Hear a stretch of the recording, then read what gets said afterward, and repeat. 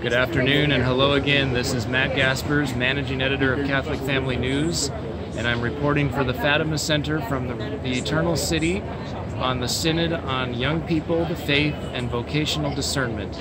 We're continuing our tour around Rome today, visiting some of the landmark sites in the city. And as you can see behind me, we have the Pantheon, the pagan temple to the Roman gods of old, which was converted into a Catholic basilica in the early 600s by Pope St. Boniface IV. I'm going to read to you a little bit more about that in just a few moments. But for today's news, I have a few updates for you. The big news today was announced by the Vatican that Pope Francis has accepted the resignation, finally, of Cardinal Donald Wuerl, who was served as Archbishop of Washington, D.C. And Wuerl, of course, is named by Archbishop Vigano in his now famous testimony as one of the collaborators, or definitely one of the bosses, as you could say, in the lavender or the homosexual mafia in the church. Unfortunately, it was not an occasion of humiliation for Wuerl. It was actually an occasion for receiving praise from the Holy Father. I have the report from Vatican News, which I will read to you a portion of.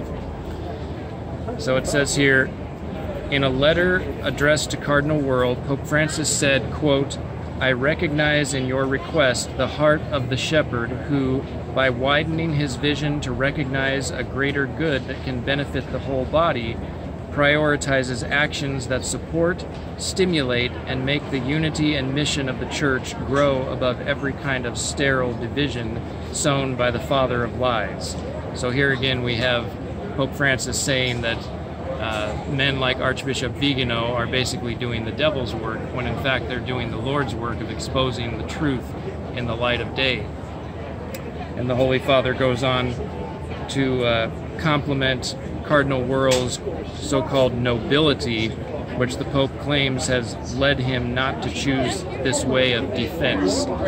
So it seems the silence that Pope Francis is demonstrating, apparently he sees that in Cardinal Wuerl as well, and somehow that is a good thing, according to these men. So anyway, getting back to our tour of Rome and our spiritual reflections on the Synod and the crisis in the Church, I want to share with you a brief excerpt from an article that was published earlier this year in Catholic Family News by Father Ladis J. Cizik, and it's called, it was all about this basilica that's directly behind me, Rainfall of Roses, Prepare for Martyrdom, was published in the July edition of CFN.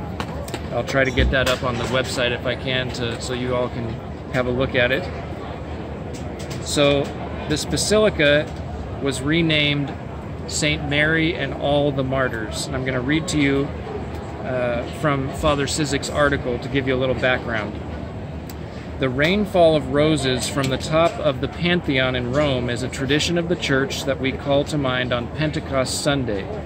The fall of crimson-red rose petals is said to date back to May 13th, 609. So it has a Fatima connection as well. May 13th, the first apparition of Our Lady at Fatima. So Father continues, at that time and on Pentecost Sundays to follow, workers would climb to the top of the Pantheon's towering roof, and from the oculus of the building, a circular opening at the top, they would release thousands upon thousands of red rose petals, and this was in honor of the blood of the martyrs. That's something else we've talked about during our tour of Rome. Outside the Colosseum, we talked about the need for these young people here at the Synod to be saved from this spirit of the world that tells them that it's all about them, and they need to learn from the martyrs that it's all about Jesus. So I ended my last report by mentioning that we were going to continue on this theme of the new paganism that has infested the Church through the heresy of modernism. And I'm going to refer once again, as I did earlier, one of my previous video reports, to a resource by my dear predecessor, John Venari. He wrote a booklet. It's actually a transcript of a talk he gave at a Fatima Center conference, and it's called The New Paganism and the War Against Life. This was something that John presented at a Fatima conference here in Rome. And he gives a great description of what is meant by the new paganism. It's a phrase that actually is found, it comes from an essay written by the great Catholic historian Hilaire Belloc in 1931, and the title of it is The New Paganism. So here's a quote from Belloc that helps us understand what that phrase means. The old paganism was profoundly traditional. Indeed, it had no roots except in tradition.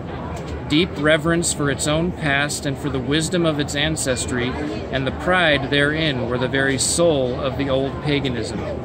That is why it formed so solid a foundation on which to build the Catholic Church. And that is also why it offered so long a determined resistance to the growth of the Catholic Church.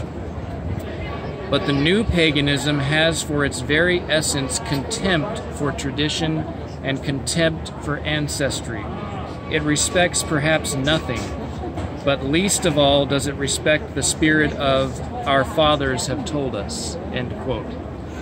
That's a perfect summary of what I've been seeing and hearing at this synod. As I mentioned yesterday, it's as if the hierarchy in the church now, they're bent on eradicating tradition, on eradicating everything that came before Vatican II, as if there was no church before Vatican II. And a lot of what's going on here is based, as I've also said, on the heresy or the error of naturalism. That's something else that John discussed in his talk that's in this booklet.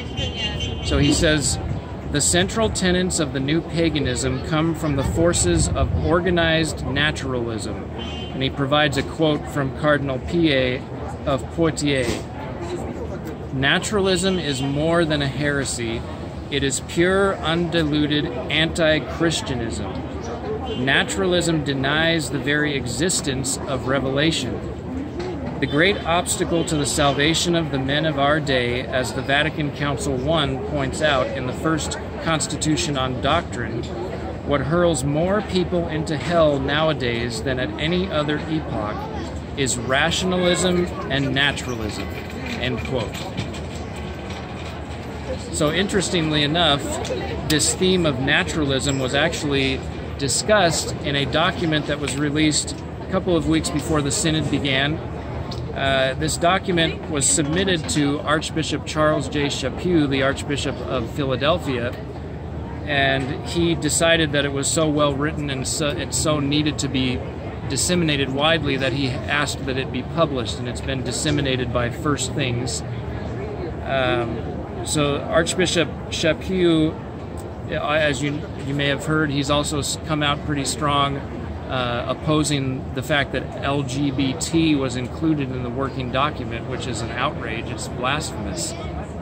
So as we start to wrap up this video report, I want to read to you from this critique of the Instrumentum Laboris, because the theologian who wrote it, who remained anonymous so that he wouldn't face persecution, basically, or perhaps being fired from his position, something like that. He says in the first section of his critique, the title of it is Naturalism, and he says, the Instrumentum Laboris displays a pervasive focus on socio-cultural elements to the exclusion of deeper religious and moral issues. He also mentions that no mention is made about the disfigurement of the soul, its consequent spiritual blindness and impact on the reception of the gospel through sin. It's like they're only focusing on the psychological or the socioeconomic problems. They're not even thinking about the spiritual and the eternal problems with sin. Here's something else that we've talked about during these video reports. There is much discussion about what young people want, little about how these wants must be transformed by grace in a life that conforms to God's will for their lives. So once again, one of the root problems with this synod is the focus on the natural to the almost near complete exclusion of the supernatural. It's also really in many ways a crisis of fatherhood. These men keep talking about listening to the young people, which of course is important. We need to listen. But then we also need to teach. They need to exercise their authority and teach the truth. That's what these children, that's what these young people need. They need a teacher. So let us pray, continue praying, offering reparation, as we finish up our coverage of the Synod in a couple of days. Tomorrow, of course, will be our Rosary procession on the anniversary of the Miracle of the Sun at Fatima. So please join with us in spirit. Continue praying with us the Novena of Rosaries, and we'll keep you up to date as we remain here in Rome these last couple of days.